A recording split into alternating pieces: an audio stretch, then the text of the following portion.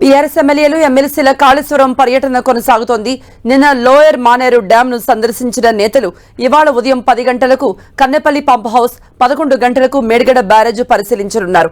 కాళేశ్వరం టూర్లో భాగంగా రాత్రి పెద్దపల్లి జిల్లా రామగుండం ఎన్టీపీసీ భవన్లోనే బీఆర్ఎస్ ఎమ్మెల్యేలు ఎమ్మెల్సీల బృందం బస చేసింది. నిన్న లోయర్ డ్యాం ను పరిశీలించిన కేటీఆర్ కాంగ్రెస్ పై తీవ్ర విమర్శలు చేశారు. చిన్న పొరపాటును పట్టుకుని కాంగ్రెస్ నేతలు నానా యాగి చేస్తున్నారంటూ మండిపడ్డారు. కాళేశ్వరం ప్రాజెక్టును వృధా ప్రయత్నంగా చూపించే కుట్ర జరుగుతోందని ఆగ్రహం వ్యక్తం చేశారు. ఈ ఏడాది 45% తక్కువగా వర్షపాతం నమోదైందని అధికారులు చెబుతున్నారన్నారు. కాబట్టి నీళ్లు వృధా పోకుండా వెంటనే రిజర్వాయర్లు నింపాలంటూ కేటీఆర్ సూచించారు. ప్రభుత్వం నుండి ఆదేశాలు రాకపోవడంతో కన్నెపల్లి పంప్ హౌస్ దగ్గర 10 లక్షల క్యూసెక్ల నీళ్లు కిందికి వృధాగా పోతోందని ఇంజనీర్లు అంటున్నారని కేటీఆర్ చెప్పారు. పంపింగ్ చేసే అవకాశం ఉన్నా కూడా ప్రభుత్వం చేయటం లేదని, కేసీఆర్ ను బద్నాం చేసేందుకు 8 నెలలుగా ప్రయత్నాలు చేస్తూనే ఉన్నారని మండిపడ్డారు. రాజకీయ కక్షలు పెట్టుకుని రైతుల్ని ఆగం చేయవద్దని కేటీఆర్ సూచించారు.